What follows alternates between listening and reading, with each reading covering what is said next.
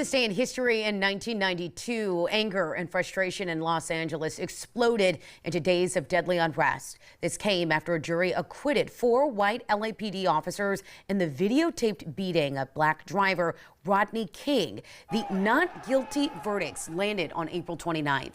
Within hours, protests outside of the courthouse gave way to violence at Florence and Normandy in South LA.